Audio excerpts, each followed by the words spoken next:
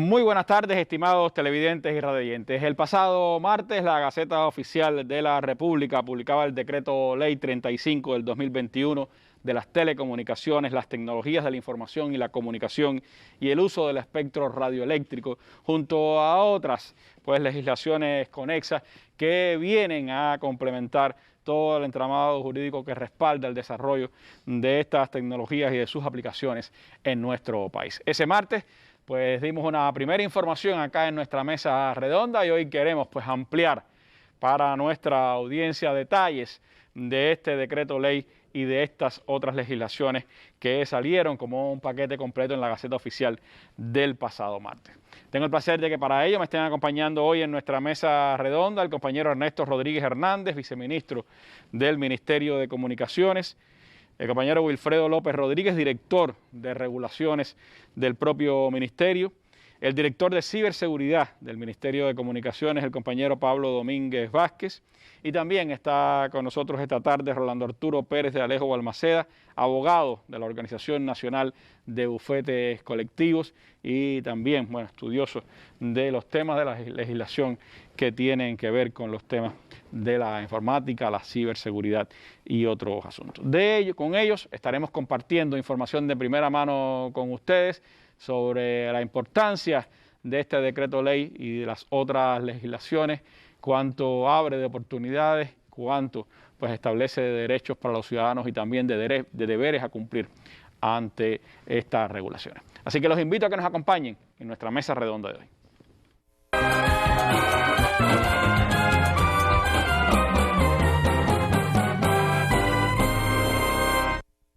Y antes de iniciar nuestro programa, vamos como es habitual, el tema fundamental de nuestro programa, vamos como es habitual a la sección La Noticia del Día. Hoy con dos noticias. Comencemos por la que tiene que ver con el mundo y es un doble atentado que ocurrió hoy en Afganistán y que dejó decenas de heridos y muertos.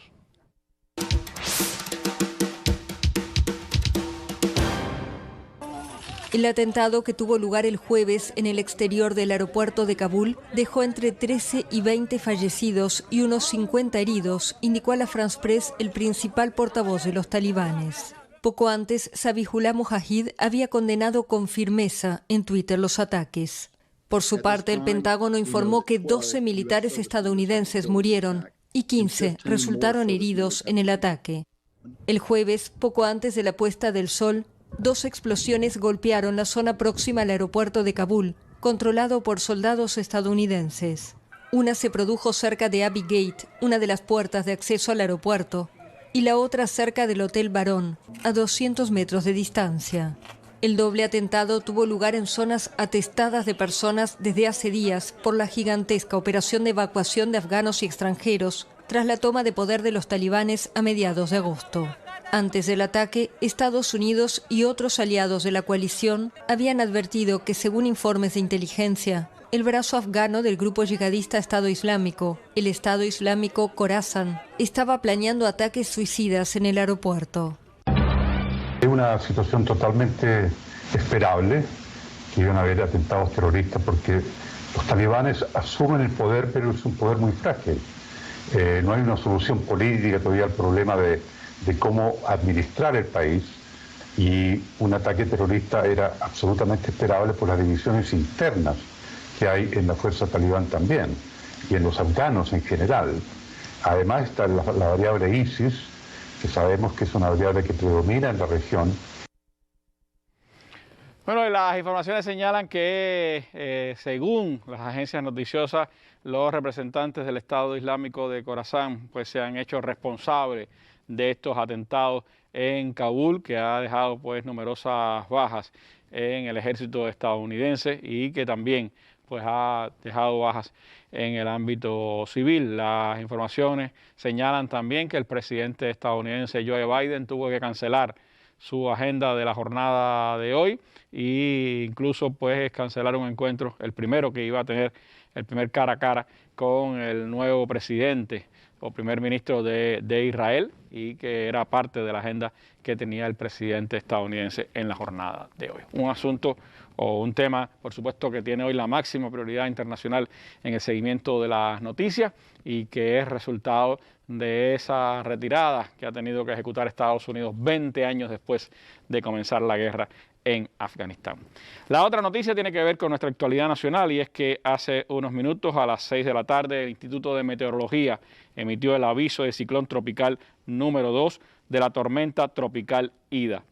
Dice que durante el día de hoy la depresión tropical 9 continuó su movimiento sobre el mar Caribe central, mostrando signos de una mejor organización en su estructura y en sus áreas de lluvias.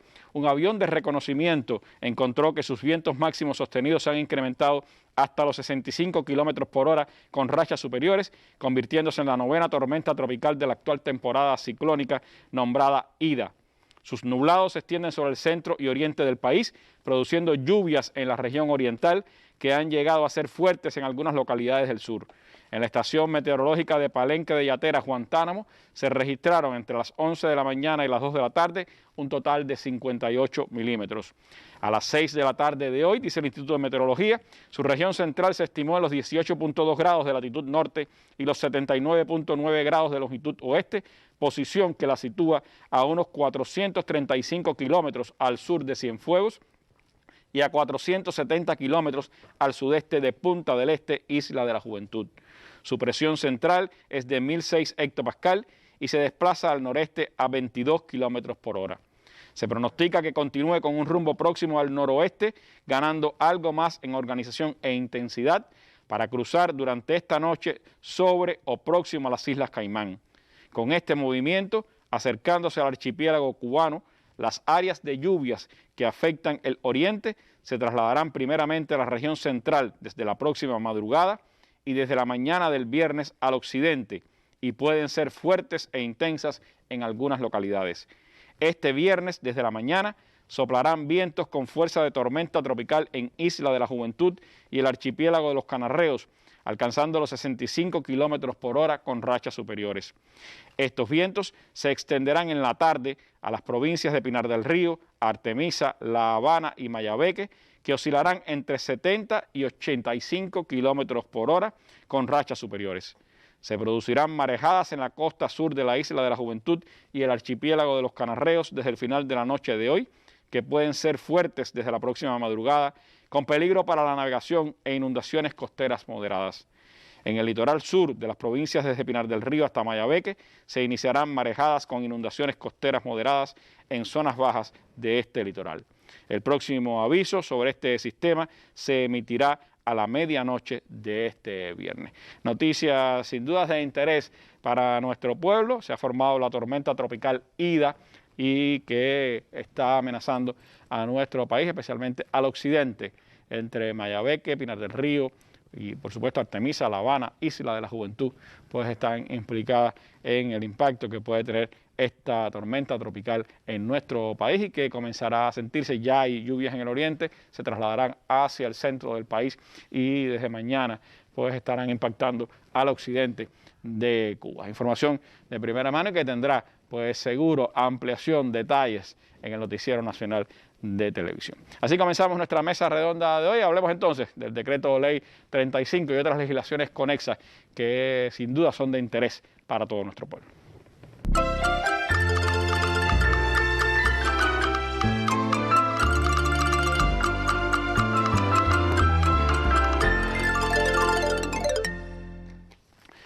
Bueno, como señalábamos, la pasada semana se daba a conocer el Decreto Ley 35 de las telecomunicaciones, las tecnologías de la información y la comunicación y el uso del espectro radioeléctrico y también otros decretos y resoluciones que complementan a este Decreto Ley. Y hoy pues queremos ampliar detalles, desentrañar un poco este ente legislativo que sin duda tiene una importancia para nuestra sociedad y que también ha sido objeto de manipulación por ciertas fuerzas interesadas en estos temas.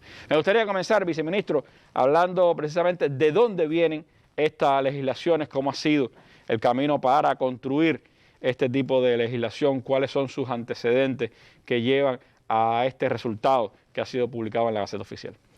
Sí, Randy, bueno, ante todo, buenas tardes. Un saludo para ti y para todo nuestro pueblo.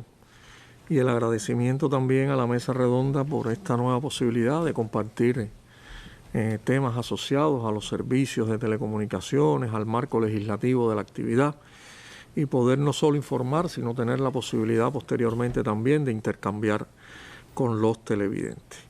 Mira, yo pienso que es primero, ante todo, importante fijar que los servicios de telecomunicaciones y en definitiva de las tecnologías de la información y la comunicación han sido objeto de una intensa intervención legislativa, sobre todo desde la última década del pasado siglo, o sea, desde los años 90 del pasado siglo. Esto obedece a varias razones. Pudiéramos mencionar solo algunas de ellas para ubicarnos en contexto. En primer lugar, la dinámica del desarrollo tecnológico, sobre todo de estas propias tecnologías, que además cambian a un ritmo violento. Lo que hoy es tecnología de punta, dentro de 3 meses puede ya no dejar de serlo, y lógicamente todo eso hay que acompañarlo del correspondiente marco legislativo que le permita no solo su implementación, sino su desarrollo y además su interacción con la sociedad, su uso, su empleo. En segundo lugar, la aparición de Internet. Indiscutiblemente uno de los fenómenos tecnológicos y sociales, pudiéramos decir también, más grandes del siglo pasado y de las grandes invenciones que ha hecho nuestra humanidad. Y con la aparición de Internet, obviamente los servicios de valor agregado que se soportan en todas estas redes de telecomunicaciones y en todas estas infraestructuras de tecnología, ya no es solo voz, ahora es imagen, ahora es control de proceso, ahora es posibilidad de monitorear a distancia las más inverosímiles actividades humanas, productivas, comerciales, transferencias, etcétera, etcétera, etcétera. Y un tercer aspecto, para no dilatar los elementos, y no menos importante, es la necesidad que han sentido los estados de protegerse y de proteger a su ciudadanía de los incidentes en el ciberespacio. Fíjate que tiene una doble intención: protegerse como Estado y proteger a su ciudadanía. Ahora, yo quiero reiterar que a lo interno, este paquete normativo, legislativo, que encabeza como una norma de rango superior el decreto ley número 35, tiene su antecedente en una política, la política de telecomunicaciones y uso del espectro radioeléctrico, que fue aprobada en el año 2019 y que forma parte incluso de toda una estrategia asociado a los temas de informatización de la sociedad. Recuerda que con anterioridad también se había aprobado la política de informatización, tiene también... En 2017 fue 2017 tiene su marco legislativo, y todo esto complementa una estrategia, reitero, destinada a desarrollar la informatización de la sociedad, el acceso a las tecnologías, el ordenamiento superior de todos estos temas en nuestro país. La Constitución de la República, siempre hay que ir a la ley de leyes. La Constitución de la República, pudiéramos decir, quizás no menos de 2 decenas de sus artículos, trata temas asociados a las cuestiones que se abordan en este decreto ley y en las resoluciones que lo acompañan y en los decretos que también son parte del paquete normativo. Pero me quiero referir a uno de sus artículos, el artículo 16, el inciso M, no lo cito textualmente, pero sí quiero abordar la parte de este artículo que tiene una interacción y una orientación muy fuerte a la ciudadanía.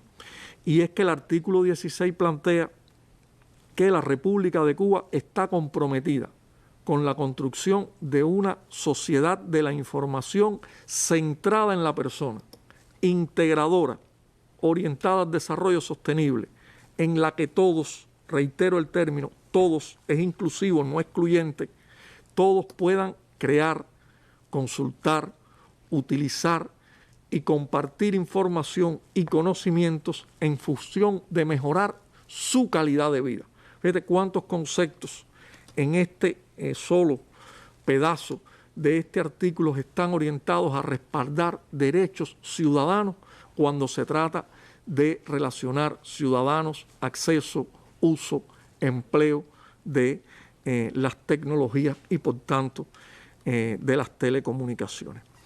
Y en el plano internacional, que siempre para nosotros es un referente importante, porque además esto no es un fenómeno de Cuba, esto ha sido algo que el mundo entero ha transitado por él y obviamente nosotros también tenemos que hacerlo.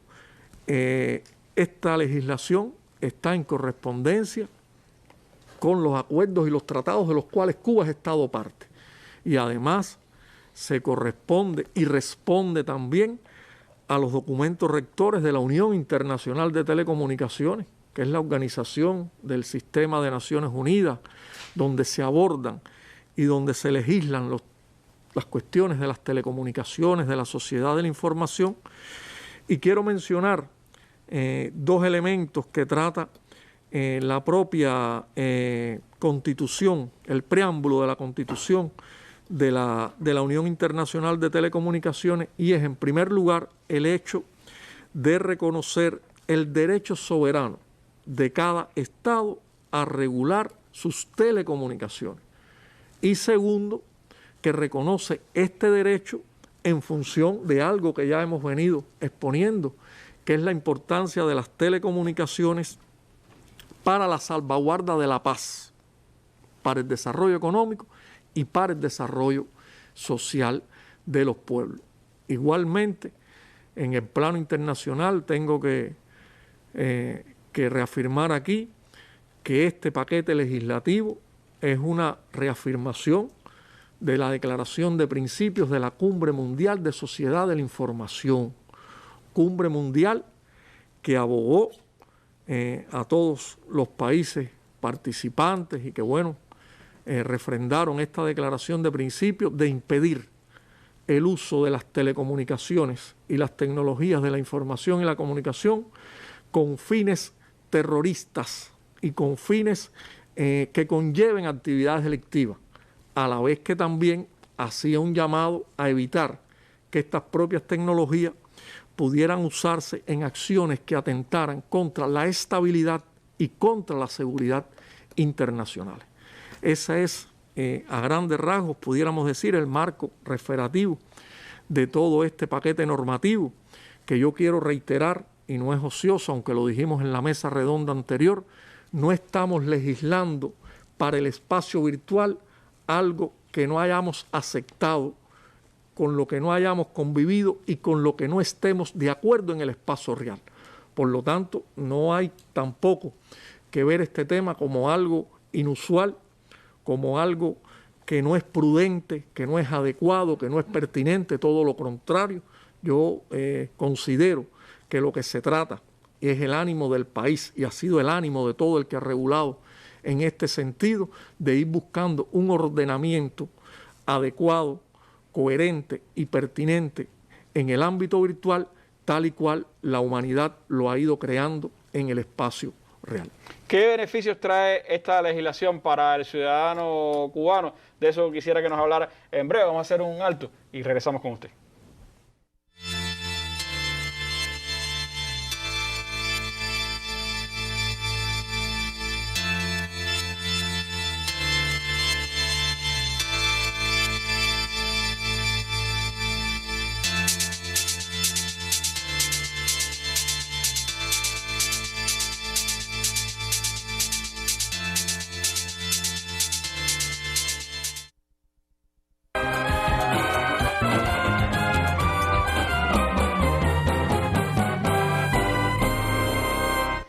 Bueno, no pocas opiniones que me he encontrado en las redes hablan del decreto ley 35 sin haberse leído sus esencias. Tratan de anatomizar un asunto que sin dudas tiene numerosas aristas y tiene también pues importantes, podríamos decir, pasos adelante en el ámbito del desarrollo de las telecomunicaciones y de las tecnologías de la información y la comunicación en nuestro país. Si fuéramos a definir, viceministro, algunos de los beneficios que para los ciudadanos cubanos trae este tipo de legislación, ¿cuáles usted pues marcaría? Sí, mira, yo creo que es importante enfatizar en algo que tú planteabas, y es en hacer una lectura detallada de lo que se legisla y lo que se norma en este decreto ley 35. Fíjate, desde el primer artículo del decreto ley, que es el artículo que fija el propio objeto del decreto, se está haciendo una declaración explícita de protección y de respeto a los derechos ciudadanos. El artículo 1 dice textualmente, en parte de su enunciado, que los proveedores de servicios y los operadores tienen la responsabilidad de brindar de manera adecuada estos servicios a las personas jurídicas y naturales, incluido dentro de esa calidad de servicio los temas asociados a la seguridad, que va a ser un término que de manera frecuente vamos a estar reiterando en el propio decreto. El artículo 5 del decreto le fija al Ministerio de Comunicaciones, que además aprovecho para decir que no solo es el rector de las actividades del sector, sino que tiene también una responsabilidad como gestor público de los servicios que sobre estas tecnologías se presta, de un grupo de funciones específicas por las que tiene que velar, tiene el deber de velar, y esos deberes se convierten a la vez en derechos de los ciudadanos a denunciar cuando no se cumplan debidamente. Por ejemplo, voy a mencionar un par de casos. El Ministerio de Comunicaciones tiene que velar por el cumplimiento, y así lo debe exigir, de las metas e indicadores de desarrollo y de calidad a cumplir por los operadores y los proveedores de servicios. Voy a poner un ejemplo para un poco ilustrar cómo estas cuestiones tocan al ciudadano. En estos momentos ya el país tiene servicios de telefonía pública en todos los asentamientos poblacionales de más de 200 personas. Actualmente se trabaja por llevar esta facilidad a los asentamientos poblacionales de más de 150 personas. Ese es un indicador, esa es una meta, que el Ministerio de Comunicaciones, como regulador, reitero, como velador público de esos derechos ciudadanos y de esas metas que tiene el operador de telecomunicaciones, tiene que exigir y tiene que velar.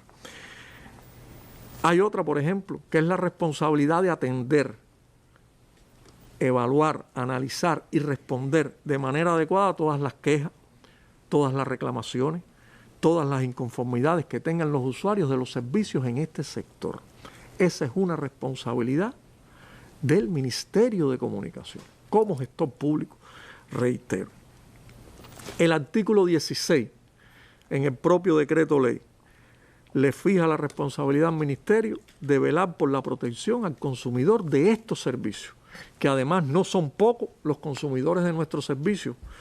Podría ilustrártelo con varios datos, me voy a referir a dos. Hoy la penetración de la telefonía en el país alcanza alrededor del 73%, más o menos, 73%. No es un valor despreciable, estamos hablando de más de 7,3 millones de cubanos. Y por ejemplo, los usuarios de Internet, lo veíamos en la mesa redonda pasada, cerraron el 2020 con la cifra de 7,7 millones de usuarios de Internet. Bueno, la protección al consumidor de esos usuarios es una responsabilidad de velar y de exigir porque sea correcta y adecuada de este Ministerio lo fija el decreto de Comunicaciones. Y lo fija el decreto ley. Está en ley. La ley se hace para que prevalezca ella y no la voluntad de los hombres. Ahora, el artículo 33, por ponerte un ejemplo, promueve que los operadores y proveedores de servicios incorporen servicios alternativos y de valor agregado sobre las infraestructuras de telecomunicaciones. Ejemplos de esos hay varios en nuestro país. Por ejemplo, la plataforma de mensajería instantánea Todos es un servicio de valor agregado, un desarrollo conjunto de la Universidad de Ciencias Informáticas y del operador telefónico de Texas. La pasarela de pago nacional Transfermóvil, que ya tiene más de 2,3 millones de usuarios y maneja importantes niveles de transacciones financieras, es un desarrollo propio del operador de telecomunicaciones. O la plataforma de servicios de correo y de navegación a Internet Nauta, que también es un desarrollo del propio operador. Que aprovecho también para hacer la salvedad que esto está en correspondencia con una de las líneas de trabajo que ha planteado la Asociación Interamericana de Empresas de Telecomunicaciones, uno de los referentes también de los foros en los que participa el país y que sirven como material de estudio para toda esta legislación, que dice que los operadores de telecomunicaciones deben desplegar sobre sus infraestructuras todos aquellos servicios de valor agregado que les permitan esta. Por lo tanto, estamos también cumpliendo con esta, pudiéramos decir, iniciativa internacional de las empresas de telecomunicaciones de la región. El artículo 38 del propio decreto ley le asigna al ministerio nuestro la responsabilidad de exigir y controlar porque el servicio de radiodifusión sonora tenga la cobertura adecuada que le garantice una recepción de calidad a las personas. Bueno, para eso el ministerio tiene que instrumentar mecanismos de medición, de evaluación constante y además de atención a las quejas de la población cuando la señal de radio no se escucha de manera adecuada, de manera óptima, de manera perceptible en su lugar de residencia. El artículo 47, importante en estos tiempos, por ejemplo, a raíz de lo que mencionabas ahora del aviso, la alerta de tormenta tropical. Mira, el artículo 47 plantea la gratitud de las llamadas de emergencia a un grupo de servicios de bomberos, de ambulancia, de policía, pero además plantea que el ministro, la ministra en este caso de Comunicaciones, tiene la prerrogativa de autorizar otros servicios exentos de pago. Te voy a ilustrar con 2, 3 ejemplos. Pandemia COVID-19, necesidad de continuidad de los planes de formación en las enseñanzas nuestras, primarias, secundarias, preuniversitario, universitario. Bueno, se autorizó que de manera gratuita un grupo de plataformas educativas fueran accesibles por todos los usuarios cubanos, por todos nuestros estudiantes en este caso. ¿Para qué? Para facilitar esa continuidad de estudio. Igualmente es gratuito el acceso de los cubanos a la otra pasarela de pago que tenemos en el país, en zona, y que también tiene ya un número importante de usuarios y va elevando, va creciendo en su accionar. Y por ejemplo, cuando hay eventos climatológicos como este que tú introducías en la mesa, se habilita por el operador de telecomunicaciones un número al cual los clientes pueden llamar y obtener de primera mano información actualizada de cuál es el estado del tiempo, cuál es el pronóstico, sin costo alguno. Esas son cuestiones que protegen, que le dan derecho y que facilitan los servicios del ciudadano. El artículo 63 del decreto ley tiene un grupo importante de inciso. Me voy a referir a 4 aspectos muy rápido. Lo primero que hace es impulsar el desarrollo de los servicios de banda ancha, vitales, determinantes para el desarrollo de la sociedad de la información, de la informatización de la sociedad que hablábamos al inicio. Hay otro inciso que igualmente prioriza y favorece todo el desarrollo de la infraestructura de la televisión digital terrestre, otro de los programas importantes de infraestructura que se ha ido desarrollando y que ha elevado sobre todo la calidad de la señal de televisión y de radio que reciben muchos de los lugares en nuestro país. Hoy esa señal tiene una cobertura en número redondo del 76% en definición estándar y del 45% en alta definición. ¿Del territorio del país? En el territorio del país. Cobertura poblacional, es importante, cobertura poblacional de la señal. Ahora, como parte también de este artículo y de los roles que tienen que jugar los proveedores de servicios, los operadores del servicio en nuestro país, se ha destinado un financiamiento para la producción de las cajas decodificadoras que le permitan a las personas recibir la señal, que permita también el tránsito de la televisión analógica a la digital y avanzando en lo que hacemos llamar el apagón analógico. Por ese concepto, por ejemplo, este año se han distribuido más de 73.000 cajas decodificadoras, donde en la región occidental del país. ¿Por qué? Porque se ha diseñado que este apagón transcurra primeramente en esta zona, pero algo importante también, esas cajas decodificadoras son de producción nacional.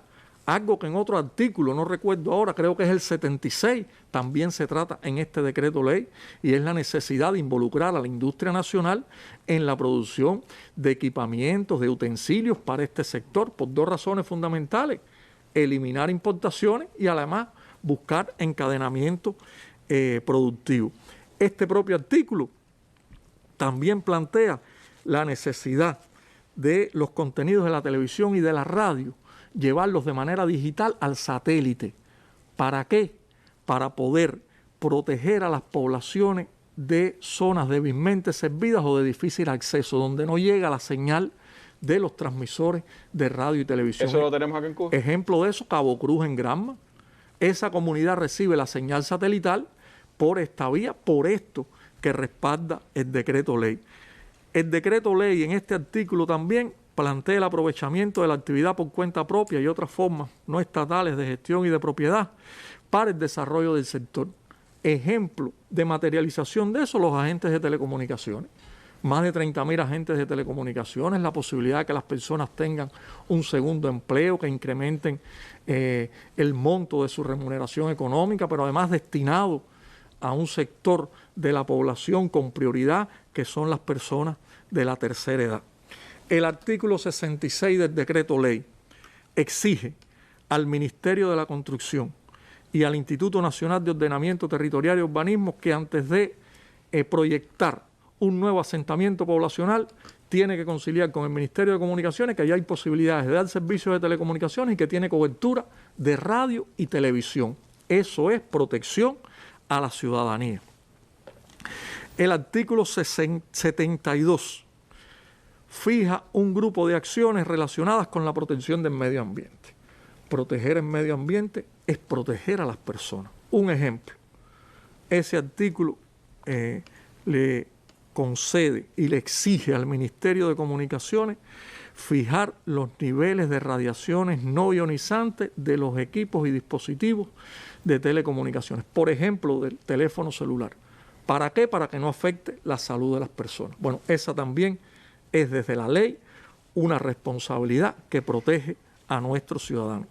Y finalmente, Randy, no menos importante, hay 3 artículos en el decreto ley del 93 al 95 que están destinados a fortalecer toda la actividad de investigación, desarrollo e innovación en el sector y que igualmente fija responsabilidades al respecto.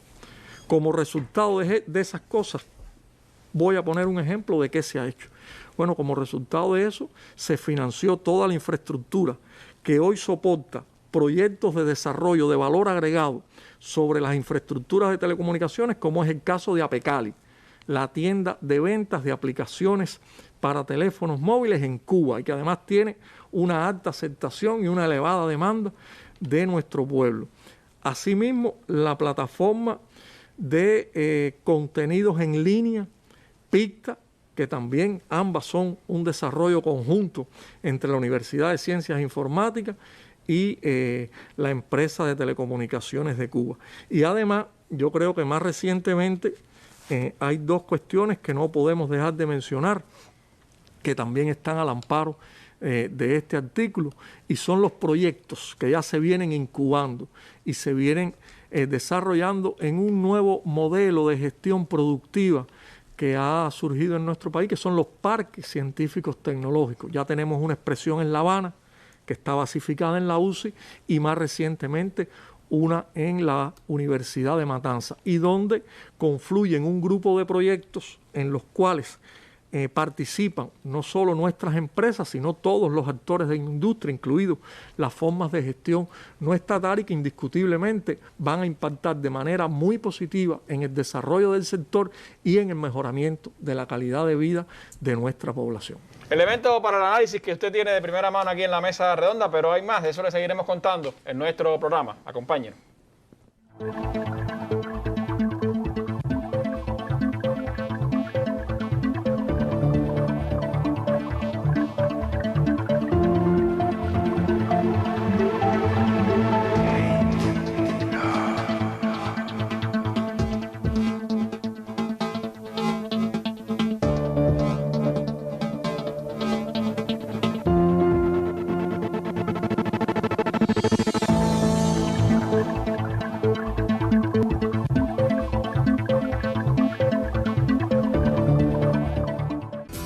Un espacio para la información y el análisis de los más importantes temas nacionales, con la presencia de dirigentes del Estado y el gobierno, funcionarios, directivos del sector empresarial y de los servicios, especialistas y otros invitados. Abierto al diálogo con el pueblo a través de llamadas telefónicas, correos electrónicos, mensajería instantánea y opiniones en la web. Seguimos en combate.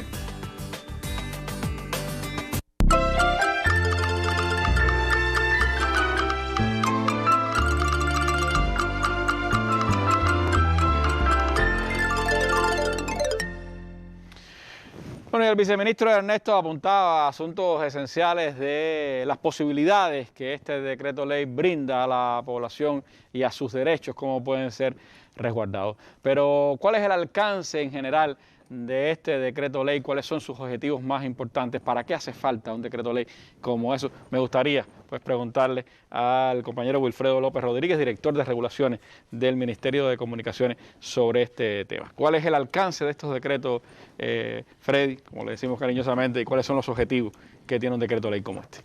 Gracias, Randy. Bueno, buenas tardes a todas las personas que nos escuchan. Antes de ir a tu pregunta, quisiera primeramente destacar que el país no contaba con una norma de rango superior de las telecomunicaciones. Eso no existía en el país. Por lo tanto, la primera aspecto a destacar es la ausencia en el país de una norma general que regulara las telecomunicaciones y el uso del espectro. Para esto, como explicaba el viceministro, con antecedentes está la política, que fueron los fundamentos que nos permitió elaborar o trabajar en el decreto ley. Pero hay documentos rectores que quisiera destacar y quisiera que me pusieran la lámina 1, que es, para que nos demos cuenta, a los compañeros, si nos pudieran poner la lámina 1,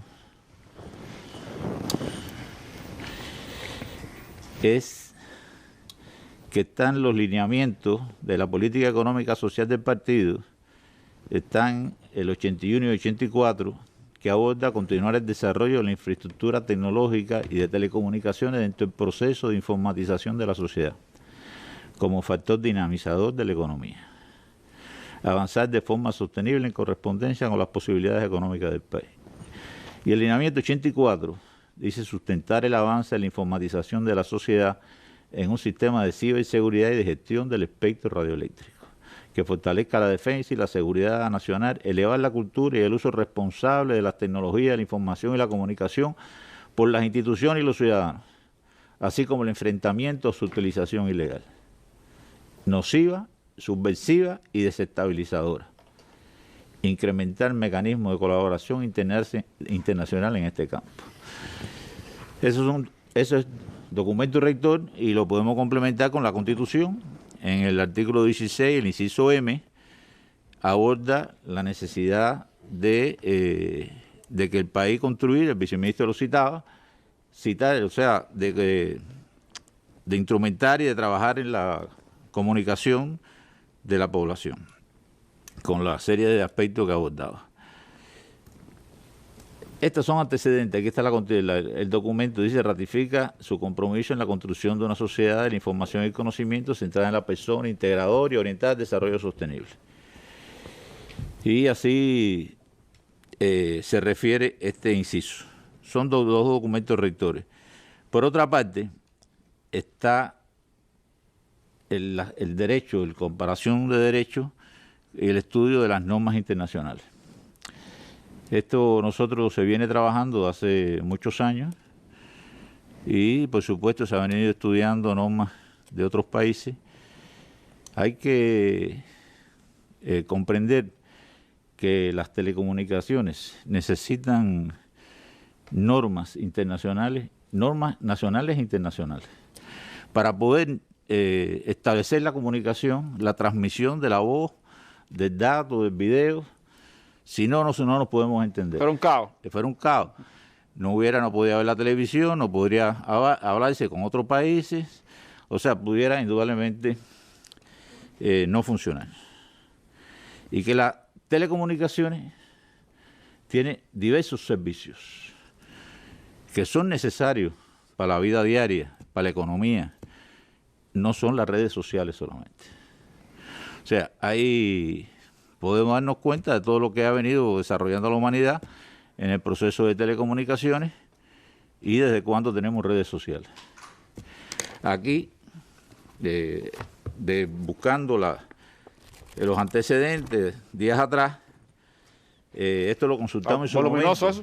Este es la propuesta directiva del Parlamento Europeo y del Consejo relativo a un marco regulador común de las redes y los servicios de comunicaciones electrónicas, año 2000. Estas son las propuestas directivas, hace 21 años, esto lo consultamos en su momento. Hay aspectos que se mantienen, el servicio universal está aquí está el tema del espectro radioeléctrico, aquí está el comportamiento de los equipos de telecomunicaciones, pero también estudiamos, y lo tengo ahí en la pantalla, algunas normas de España. Aquí está el Real Decreto que aborda el 14 de mayo, que establece medidas contra el tráfico no permitido y el tráfico irregular. Estos son documentos que se consultan, y otros documentos también se consultaron. Está la Guía Nacional de Notificación y Gestión de Ciberincidentes de febrero del 2020, que fue un documento que aportó bastante en la resolución 105, que después se comentará, que habla de los incidentes de ciberseguridad. Está la Ley de Telecomunicaciones de 2014 de España, la Ley de las TIC de 2009 de Colombia, la Ley de Argentina sobre los delitos en la red de 2020, y hay dos directivas y proyectos de directivas de Europa, del Parlamento Europeo, que también nos aportaron elementos para elaborar estas normas. Hay que decir, además, que esta norma, como se decía, se desarrolló con el implemento de la política que se aprobó en el 2019. La de telecomunicaciones y la de informática. Esta se basó en la de telecomunicaciones. El decreto ley 370 y los decretos 359 y 360 fueron las que respaldaron fundamentalmente la política de informatización. El decreto ley 35 y el decreto 42 y 43 respaldaron la política de telecomunicaciones. Pero esos 6 documentos son los documentos básicos que nos permite al país tener un marco regulatorio, que indudablemente hay que comprender también que es un marco regulatorio dinámico, porque existen nuevos documentos, existen nuevas tecnologías y nuevos servicios y que se deben ir analizando y van incorporándose a la regulación existente. ¿Y a qué objetivos apunta estas legislaciones? Estas regulaciones, la importancia fundamental es respaldar la informatización de la sociedad, permitir un ordenamiento del marco regulatorio, concentrar las normas jurídicas, reducir la dispersión regulatoria. Indudablemente nos posibilita trabajar en determinados objetivos que voy a anunciar en lo fundamental. Yo antes quería comentar que el decreto ley se aprobó el 13 de abril por el Consejo de Estado. Y aún sin conocerse el decreto ley, se percibieron, se publicaron determinadas noticias por agencias criticando el decreto, diciendo que era otra acción para amordazar las opiniones y haciéndose eco de muchas campañas que se desarrollaron al calor de la ley del decreto ley 370. ¿Y se reactivaron ahora? Y se reactivaron ahora. Es decir, en abril el Consejo de Estado aprobó el decreto ley, aunque no se publicó, porque se esperó a que estuviera el resto de las legislaciones para publicarlo ahora, cuando estuviera todo completo. Pero desde abril está aprobado el decreto ley. Exactamente, que es lo que está establecido después del decreto ley. Estaba en el cronograma legislativo. Que estaba en el cronograma legislativo y que se cumplió. Y entonces, sin haberse publicado, como explicábamos, se empezó a recibir esas noticias. Después se publica, cuando se publicó el paquete, como decías, en martes 17, se empezaron temprano en la mañana también a a recibir criterios de cuestiones que trataba el decreto de ley que no están en el contenido de la letra. Y una de las cosas que recuerdo es la VPN, que habíamos regulado las VPN, que son las redes virtuales. Que no está para nada en que eso. No está ni mencionado en el decreto de ley. Después hay uno que le dice, le pregunta, viendo las preguntas, le dice, oye, ¿dónde está eso? Porque no lo encuentro. O sea, no está escrito. Y después entonces se empezó a abordar el tema de la libertad de expresión. Yo, de las cosas que hemos intervenido y he hablado con muchos compañeros, lo que hemos recomendado, el que quiera hacer un señalamiento o un análisis responsable, lo que le sugerimos es que se lea el decreto de ley y las normas que lo acompañen para que haga una valoración exacta y justa de su impacto o de sus defectos o sus virtudes. Ahora, el decreto ley tiene un alcance para todas las personas naturales y jurídicas.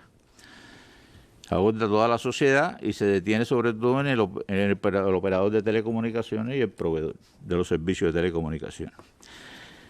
El viceministro explicaba algunos aspectos que se han venido trabajando en estos años y hay que decir que este decreto ley ratifica, actualiza, respalda muchas de las cuestiones que se vienen desarrollando en estos años, porque a través de la política, incluso antes de la política, se venía desarrollando las telecomunicaciones. Todos podemos pensar en el salto del servicio de lo que el año 2012, 2013, 2014 a la actualidad. Y entonces aquí tenemos de las cuestiones que se tratan y que se han venido tratando y que lo respalda el decreto ley, está la gestión del espectro radioeléctrico, está la importación y fabricación del equipamiento, el acceso, interconexión, que son cosas que están normadas, los permisos y licencias, lo relativo al régimen tarifario, son cosas que el decreto ley ratifica. Ahora, el decreto ley mantiene entre sus objetivos, voy a mencionar algunos, impulsar el desarrollo y uso de las telecomunicaciones y las tecnologías de la información y la comunicación para contribuir al desarrollo político, económico y social del país. Si no hay desarrollo en las telecomunicaciones, no podemos pensar que podamos tener todos los servicios que se han mencionado y lo que se están realizando. Hay inversiones importantes en el desarrollo de la banda ancha. Se ha duplicado el total de abonado de la banda ancha en los 2 últimos años. El otro aspecto es promover y facilitar el uso de las telecomunicaciones y del espectro por los ciudadanos, mejorar las condiciones de vida de la población, respetando los derechos constitucionales. Con cierre de abril, podemos decir, hay cantidad de usuarios en la telefonía móvil, hay 6,6 millones, desde el 2017 se ha crecido en 2 millones de usuarios. La televisión digital, que tiene un 72% de cobertura, y este decreto ley establece el concepto de servicio universal de telecomunicaciones, cuestión que no está regulada en nuestro país. Bueno, son elementos sin dudas importantes, pero hay, además de esos objetivos, pues aspectos. Se hablaba de lo que a la ciudadanía compete, pero hay otros elementos que el decreto ley abre y que me gustaría que pudiéramos destacar. Vamos a hacer un breve alto, Freddy, y regresamos con usted. Este viernes en la mesa redonda, las vacunas cubanas contra la COVID-19. El presidente de Biocuba Pharma y los directores general del CIGB y el Instituto Finlay de Vacunas comparecerán este viernes en la mesa redonda para brindar información actualizada sobre el desarrollo de las vacunas y los candidatos vacunales cubanos contra la COVID-19. Cubavisión Internacional, Canal Caribe, Radio Rebelde, Radio Habana Cuba, los canales de YouTube de la Mesa Redonda y la Presidencia y las páginas de Facebook de la Mesa Redonda, Cuba Debate y la Presidencia transmitirán en vivo este programa desde las 6:30 pasado meridiano. El canal educativo lo retransmitirá al final de su emisión del día. Mesa Redonda, más allá de la noticia.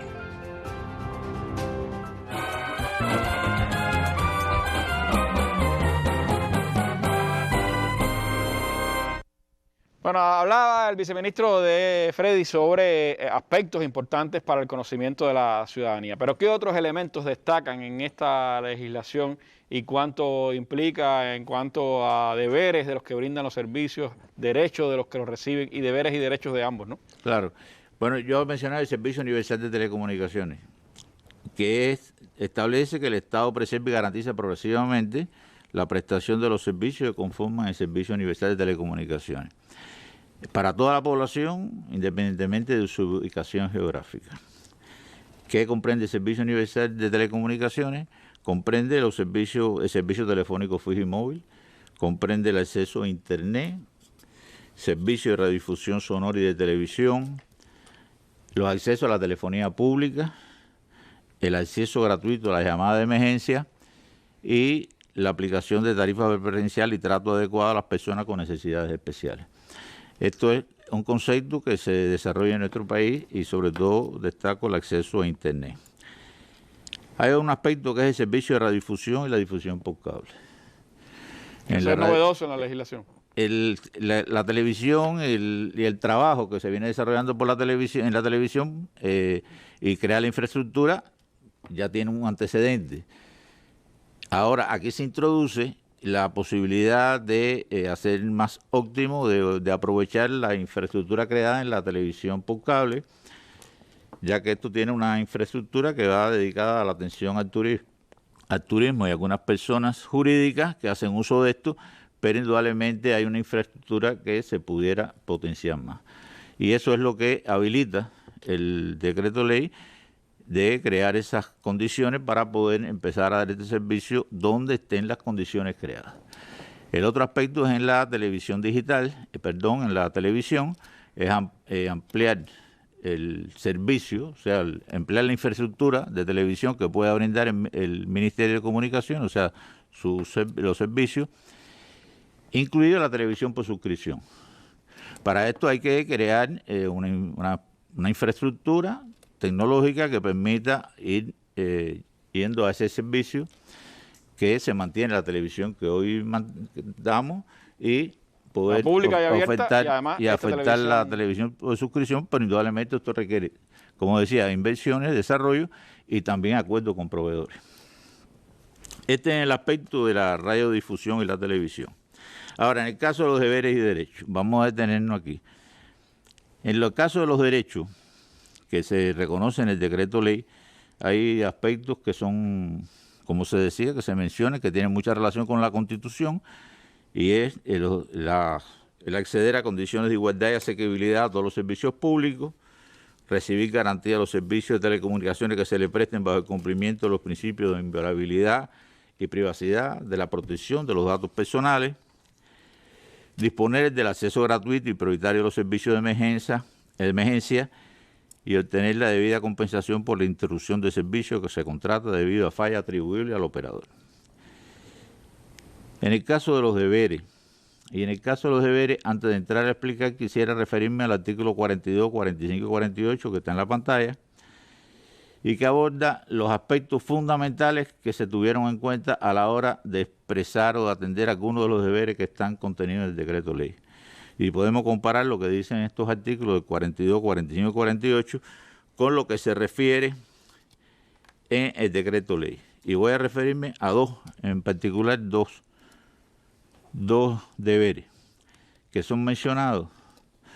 Uno dice impedir que los servicios de telecomunicaciones TIC se utilicen para atentar contra la seguridad y el orden interior del país, transmitir informes o noticias falsas o en acciones dirigidas a ocasionar afectaciones o perjuicio a terceros y como medio para cometer actos ilícitos.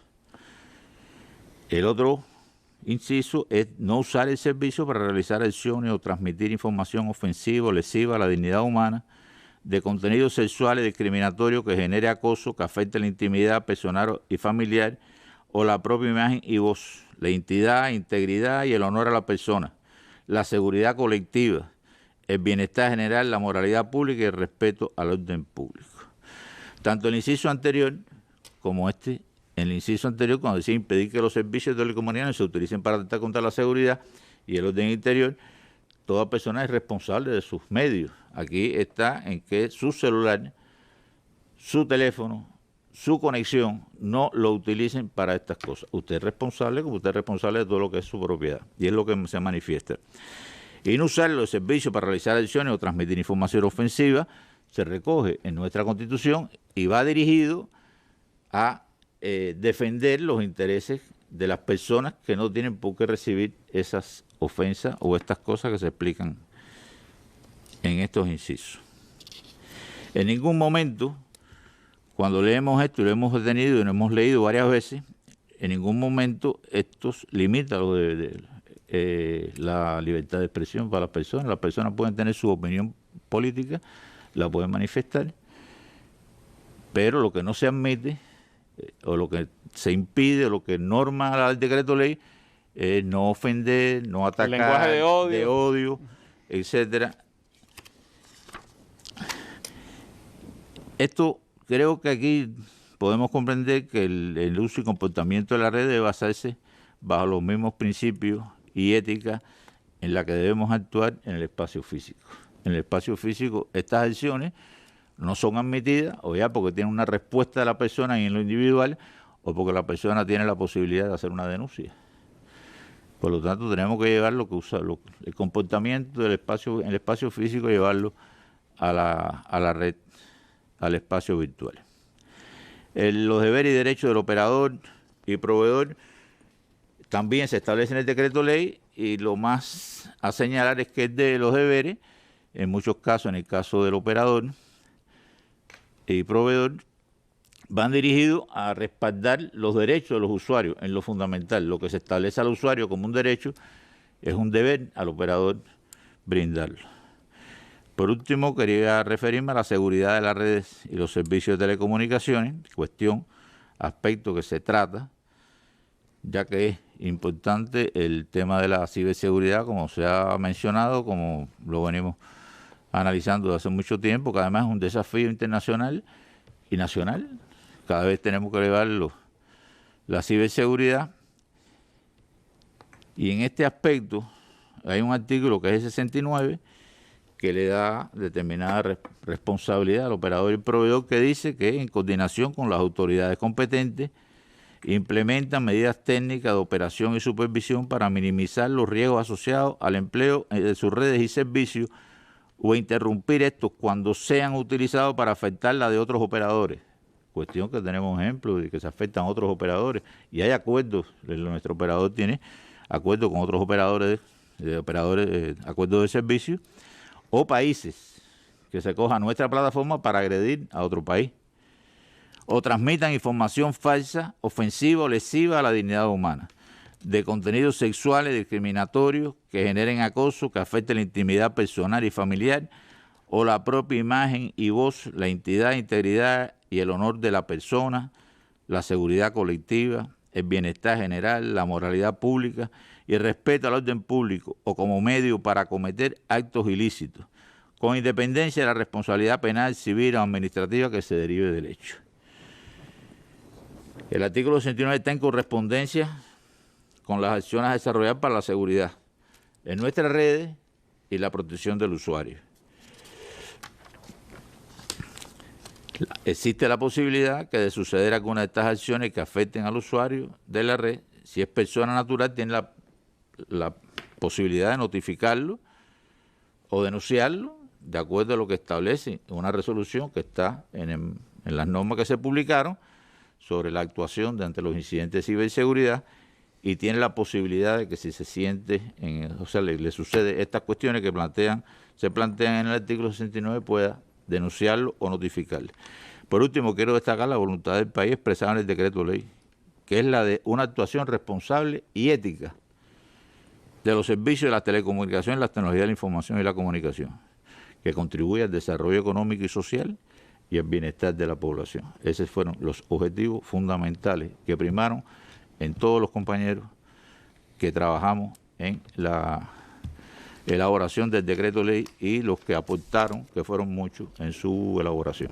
Como dice su propio, por cuanto es un instrumento regulatorio que contribuye a la informatización del país, a la soberanía tecnológica, a la eficiente gestión del espectro radioeléctrico, a contrarrestar las agresiones radioeléctricas, radio y televisión Martí, y en el ciberespacio, al salvaguardar los principios de seguridad e invulnerabilidad de las telecomunicaciones en beneficio de la economía, la sociedad, la seguridad y la defensa nacional, el orden interior y la defensa civil. Así explica esta resolución y sobre todo pues tiene también un componente del que se hablaba, es una de las preocupaciones más importantes hoy de la sociedad internacional, el tema de la ciberseguridad. Estos materiales nos pueden dar algunos ejemplos.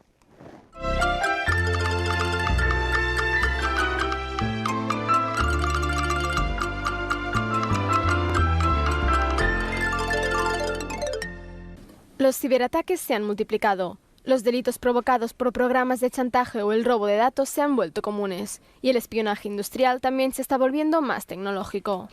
Para defender Europa ha habido varias propuestas, como la creación de un escudo digital europeo, y Emmanuel Macron cree que los datos de las empresas europeas deben permanecer en servidores europeos. ¿Pero es realmente posible? Según expertos, este proyecto se podría ralentizar en Europa, donde no existen gigantes tecnológicos como Google, ya que incumplirían la normativa europea de competencia. La falta de este tipo de empresas deja a Europa a merced de países más agresivos, como China o Estados Unidos.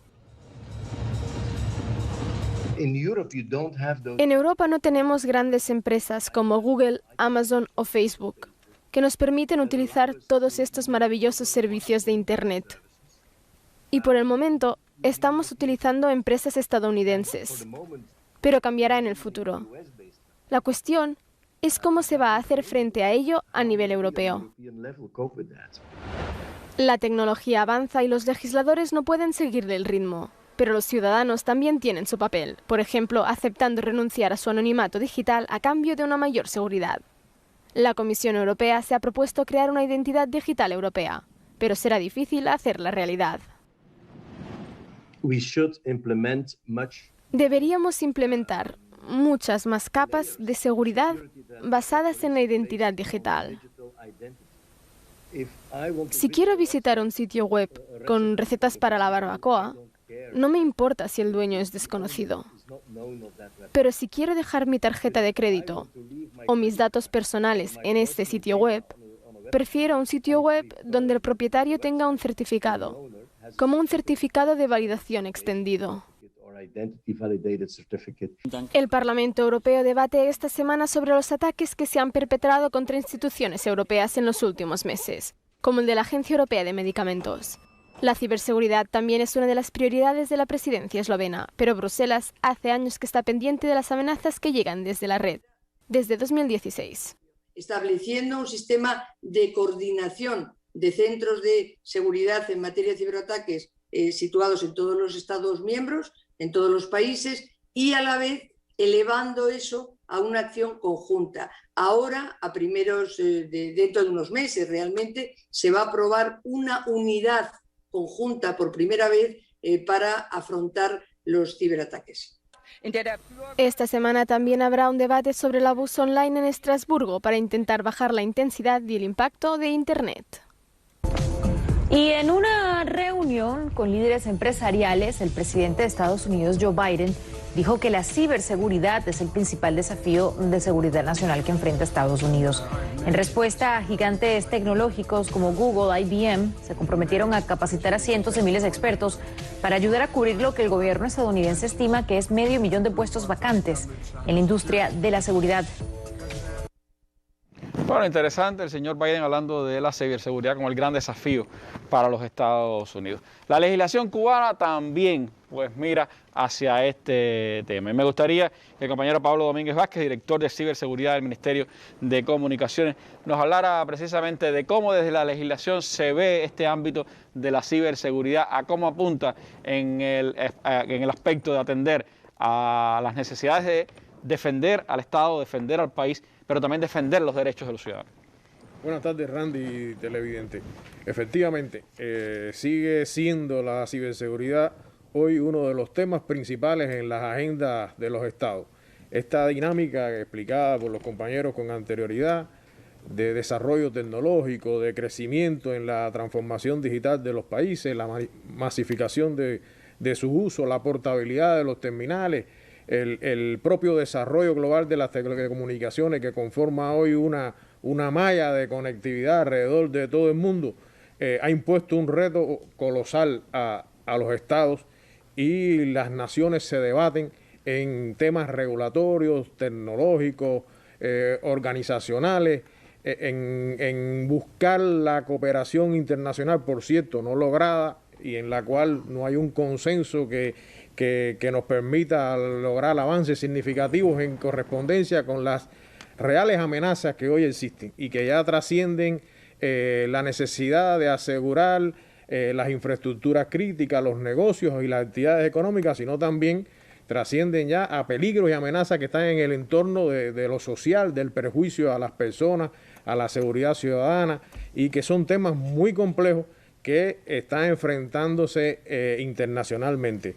Cuba, por supuesto, no escapa a esta situación, incluso en un contexto de agresión y de bloqueo que puede hacer aún más compleja la situación por la adquisición de tecnologías, por las facilidades, por las cosas que además se nos niegan y por la perversidad que hay detrás de toda esa agresión que desde el ciberespacio se produce contra Cuba.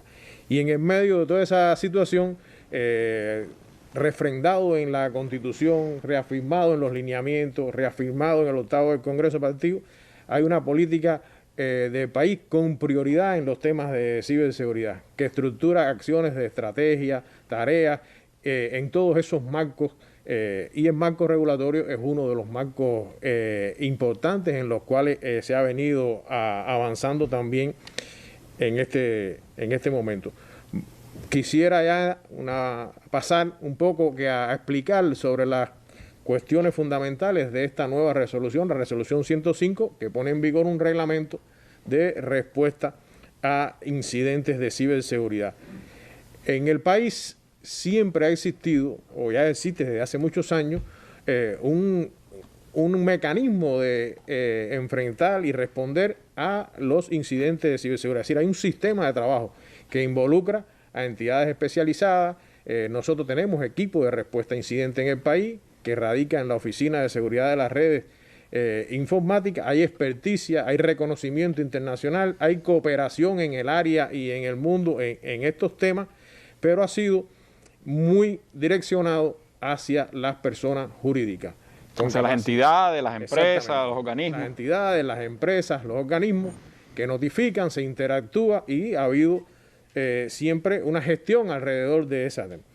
¿Qué aporta este nuevo reglamento, que además se inserta, como decía, en todas las normas regulatorias que han venido acompañando todo este proceso, que incluso es un mandato del decreto 360 en su artículo 25 del 2019 y que desde entonces empezó trabajando? Es decir, este es un reglamento en el que se viene trabajando por más de 2 años, estudiando las prácticas internacionales, contextualizándolo a Cuba, analizando la situación y, lleva ya a feliz término de ponerlo en vigor. Ahora, ¿qué aporta este reglamento? En primer lugar, da la posibilidad de que las personas naturales puedan notificar un incidente por un mecanismo de ventanilla única directamente a la ORRI y por varias vías. Es decir, se han divulgado en un número único que es el 18810, a una página web de reporte. Hay también correo y la persona puede, ahí están en pantalla, y la persona puede notificar un incidente que además después tiene un seguimiento de acuerdo a la actuación prevista. ¿Qué tipo de incidentes tipifica? Bueno, ¿qué tipo de incidentes tipifica? Hay 3 categorías fundamentales que se asocian, que son los cambios que se asocian a la nueva tipificación y que son categorías sociales que tienen un impacto en la sociedad. Pero hay 17 categorías, que es el elemento nuevo, de las cuales cada una tiene asociado su peligrosidad. Pudiéramos después, un poquito más adelante, caer en algunas muy concretas, pero este es otro de los elementos, 17 categorías. Hay una prioridad en la actuación por etapa, que esto es importante porque establece un modelo de ciclo cerrado donde la actividad preventiva es muy importante.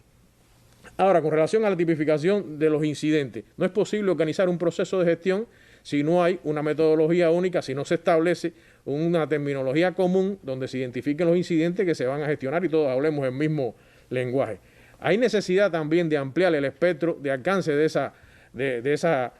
esos incidentes, que vayan más allá de lo tecnológico y que aparezcan estos nuevos, el espectro protege, es decir, la concepción de protección del ciberespacio incluye la protección de los equipos, las tecnologías, los procesos, las personas, los sistemas informativos de control en toda esa interacción dinámica, virtual, que se produce y en la que la información se procesa, se genera y se distribuye. Por tanto, tiene que haber amenazas, y ahí voy a responder la pregunta, y ciberincidentes que estén asociados a esa circunstancia, a eso que se puede producir con el tema de las personas que intervienen en ese ciberespacio, y lo que se puede generar ahí desde el punto de vista de daños éticos y sociales, de agresión, elementos que puedan atentar contra la dignidad humana, que puedan llamar al desorden, a la movilización, a generar odio, a generar violencia,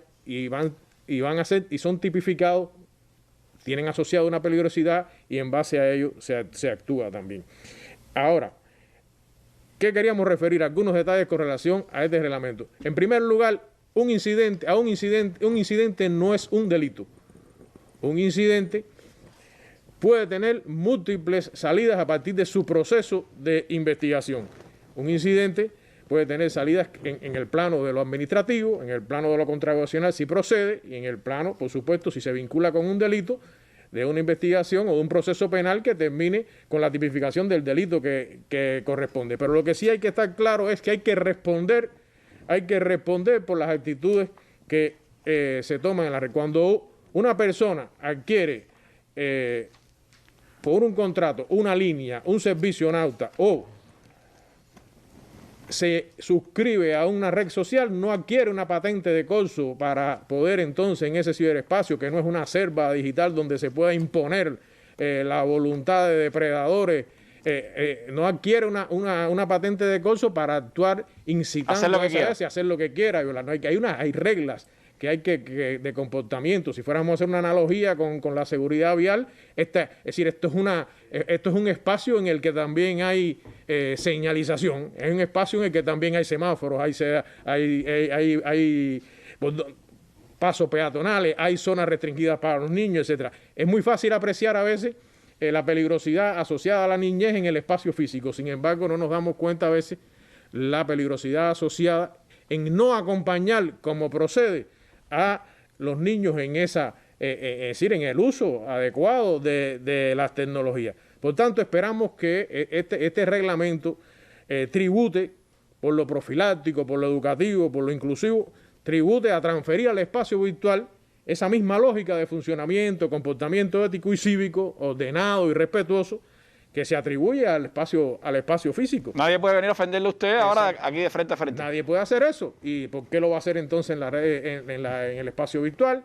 Entonces, no permitir que bajo el supuesto anonimato o bajo las difusas fronteras geográficas que pueden existir, o incluso bajo la asumida percepción que al no dar la cara no tengo responsabilidad, se violen derechos constitucionales y garantías que pongan en peligro la tranquilidad ciudadana, que pongan en peligro procesos culturales, sociales, que tienen que ver con el impacto y desarrollo y el bienestar de la sociedad en general. Yo quería significar que ahí en el orden práctico es necesario que todos asumamos que todos podemos contribuir a una mejor prevención, desde el empleo incluso de nuestros dispositivos, del antivirus en el dispositivo, del uso correcto de las contraseñas, del conocimiento y dominio de los cumplimientos de las reglas de las plataformas que usamos, también de sus vulnerabilidades, que estemos conscientes de las responsabilidades que asumimos cuando tenemos un contrato y somos titular de un contrato, de un servicio, aunque lo emplee otra persona en la cual nosotros demos las facilidades, los titulares responden, que sepamos establecer los límites de convivencia, que tengamos una responsabilidad en la conducción y el acompañamiento, decía, de los niños y las niñas en estos escenarios.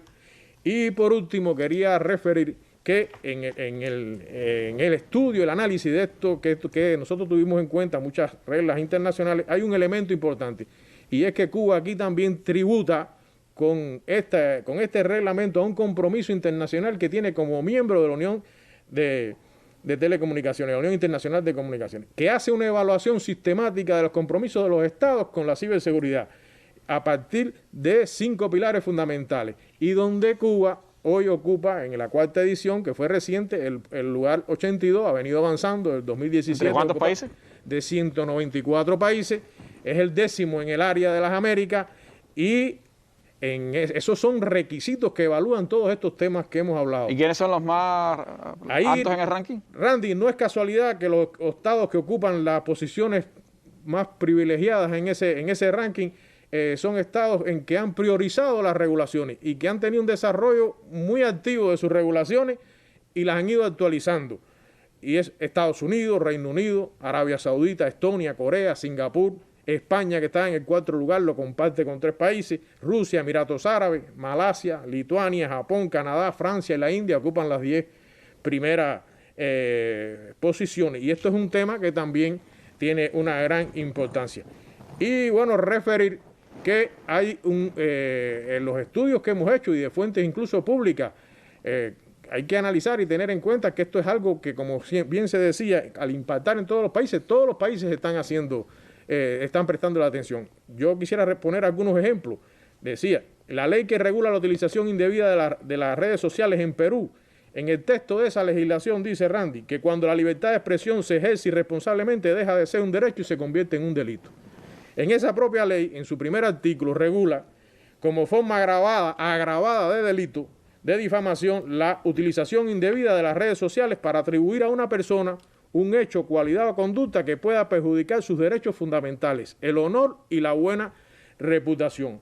Ecuador, que también tiene una ley orgánica de uso responsable de las redes, en esa ley, en uno de sus artículos, dispone que todas las personas tienen derecho a expresarse y a opinar libremente, de cualquier forma, por cualquier medio, y serán responsables por sus expresiones de acuerdo a las leyes. Esa misma ley dispone que la prohibición de la difusión de información que de manera directa o a través de terceros sea producida de forma concertada y publicada reiterativamente a través de uno o más medios de comunicación con el propósito de desprestigiar a una persona natural o jurídica o reducir su credibilidad pública. Así que estos son temas que los países vienen trabajando. Por ejemplo, España en su código penal establece una sanción de 3 meses a 1 año a las personas que por crear alerta de atentado mediante un mensaje falso en Twitter, en Facebook, una red social, sí, que se involucren en esa tentativa hasta 3 meses, de 3 meses a 1 año de multa. Y también establecen penas de 2 a 6 años por difundir información falsa que dañe la imagen de una persona o entidad. En Alemania, las plataformas con más de 2 millones de usuarios en Internet están obligadas a retirar los contenidos. En menos de 24 horas, los contenidos nocivos o de lo contrario reciben una multa de 50 millones. Malasia establece multa de $123,000 apenas de 6 años de cárcel por crear, publicar o diseminar noticias total o parcialmente falsas. Así que estamos en un contexto en el que el mundo hoy está trabajando con una gran intensidad para lograr por ese orden, esa disciplina que la voluntad multilateral no la ha logrado, pero los países hacia adentro nacionalmente sí lo han hecho. Por eso esa tendencia, ese intento de matriz de opinión de que Cuba es un estado censor por estas decisiones es una opinión interesada, maldita, malvada, porque está actuándose así en el contexto internacional. Y yo le propongo, usted hablaba de Alemania, veamos este pequeño material sobre lo que está ocurriendo ahora mismo en Alemania. El experto berlinés en mercadotecnia Gerald Hensel fue víctima de un linchamiento digital. En el hashtag Cero Donativos a la Derecha enlistó páginas web que, en su opinión, tenían un contenido populista de derecha. Llamó a clientes publicitarios a retirar sus anuncios. El resultado fue una ola de comentarios de odio.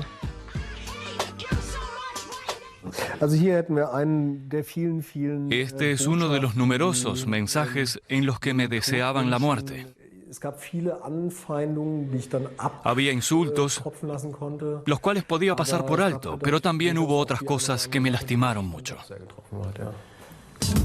Las amenazas se extendían a la familia, los amigos y los colegas. Gerald Hensel se mudó por un tiempo a un hotel. En cierto momento me di cuenta que se trata de gente que emplea todos los medios y busca todas las maneras de lastimarme.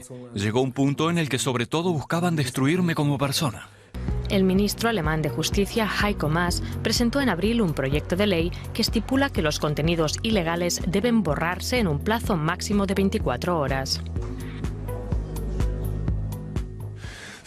Tal como es el caso en la calle, tampoco en las redes sociales debe permitirse el acoso delictivo. Especialmente las redes sociales deben asumir una mayor responsabilidad, pero estas se oponen, como sucede con Facebook. Esta ley obligaría a las empresas privadas, en lugar de los tribunales, a decidir qué contenidos son ilegales en Alemania. Bueno, lo decía el ministro de Justicia de Alemania, tal como en la calle no lo permitimos, tampoco en las redes sociales. Y a propósito de todo esto, hemos invitado a un experto que no ha participado de nada de estos temas, pero que sí es un estudioso del asunto, el abogado Rolando Arturo Pérez de Alejo, quien es miembro de la Organización Nacional de Bufetes Colectivos.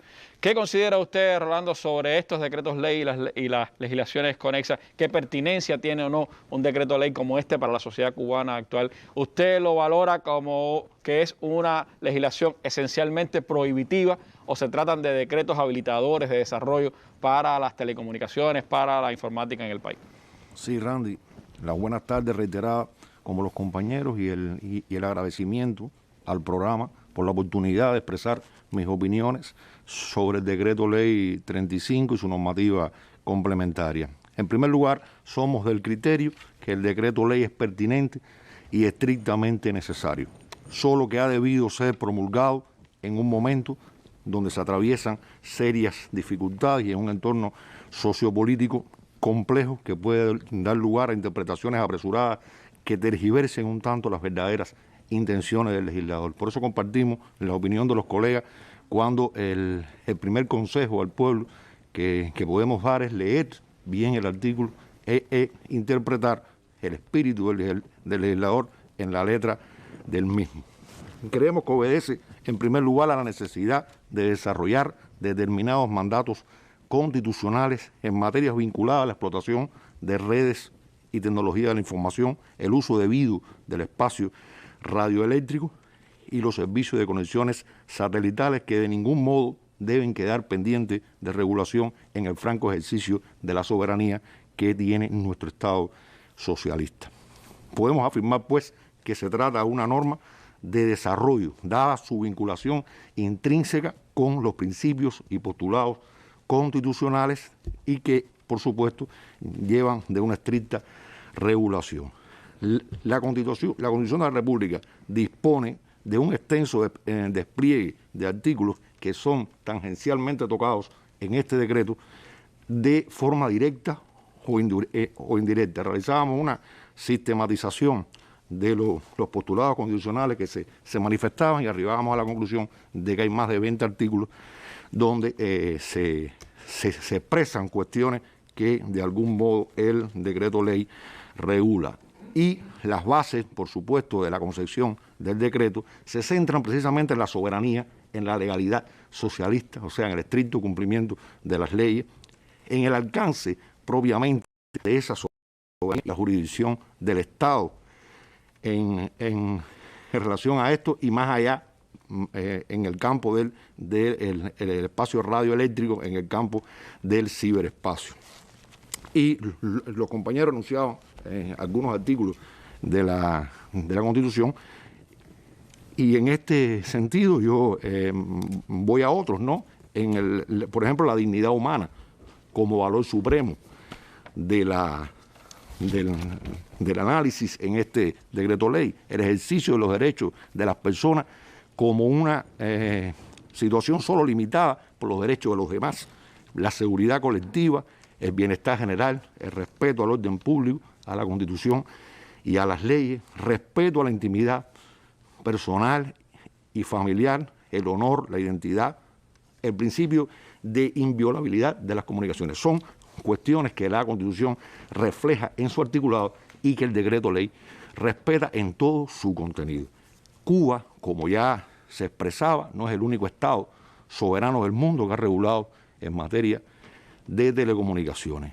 Y ya se han enunciado mucho, yo quería referirme a otras, por ejemplo, Ley de Comunicaciones de Alemania, Ley 9 del 2014, General de Comunicaciones de España, con una modificación reciente, apenas en abril del 2021, Ley General de Telecomunicaciones de Costa Rica, Ley Orgánica de Telecomunicaciones de Ecuador, Ley Orgánica de Telecomunicaciones de la República Bolivariana de Venezuela, Ley Federal de Comunicaciones de México, que regula de un modo similar al nuestro las tres cuestiones fundamentales que el decreto aborda, por lo cual es apreciable que muchos estados se centran su atención en este tipo de cuestiones y les preocupan estos fenómenos. Por tanto, creemos, y nuevamente así lo expresamos, como pertinente y necesario el decreto ley, porque resulta un imperativo regular esta tipología de fenómenos y relaciones que aparecen en estos momentos como una verdadera franquicia para el caos, la incivilización y un escenario autorizado para los peores vicios y vejámenes humanos, superados desde la extinción de las hordas bárbaras que antecedieron las primeras manifestaciones del derecho. Surgen de inmediato a nuestra consideración las siguientes preguntas. ¿Existen hoy dos realidades, dos sociedades, la real y la virtual, dos especies inteligentes, el hombre y el cibernauta? ¿Existe una sociedad paralela a la que contiene el aire que respiramos y no tiene impacto, efectos y consecuencias en ella? ¿Existe la necesaria demarcación de dónde comienza y termina un derecho que consideramos nos asiste en los espacios virtuales? ¿Existe una sociedad virtual donde todo es permitido, autorizado, impune, donde la ley de los hombres se subsume al criterio de exclusión selectivo, a la ética manejada de Facebook, de Google, de Twitter, entre otros grandes decisores de la cibersociedad? Existe lo antijurídico, lo punible, lo peligroso, lo rechazado por la sociedad en el imperio de las redes sociales, en el reino de Internet. ¿Existe algún modo de defenderse ante los derechos vulnerados por los contactos usuarios de cualquier formación social, virtual, que formamos parte en Internet? Tenemos el control de nuestra identidad, de nuestra privacidad, de nuestra persona en el ciberespacio. Pues más allá del cambio de paradigma que representa las relaciones jurídicas y comunicacionales en la era de la información, vivimos en una sola realidad. Una realidad que no da brechas a una dualidad de comprensión, porque nuestra vida comienza cuando nacemos y termina cuando morimos, y ello no obedece a las interfaces ideadas por Mark Zuckerberg o Jack Dorsey. Por tanto, la civilización no puede permitir que en esa realidad creada por simples mortales se violen los derechos humanos que los próceres de la antigüedad definieron como valores humanos, ni que nadie, en nombre del franco ejercicio de su libertad, vulnere estos principios. No podemos ser ya los ingenuos espectadores de los 90 encandilados con las indudables ventajas de la red de Reddit. Tenemos que entender que gran parte de los hechos graves ocurridos y peligrosos en nuestra sociedad se gestan y comienzan en la sociedad virtual. Es más fácil en estos momentos esconderse, usurpar, agredir, ofender, instar, violentar, solapar, que lo que era antes, porque disponemos de espacios que así lo permiten. Por ello, debemos establecer, y este decreto es un ejemplo de ello, que nuestra sociedad es una sola y a cada acto le sobreviene una consecuencia y un responsable. Gracias, Rolando. Les recomiendo leerse un artículo que estaremos publicando en Cuba Debate.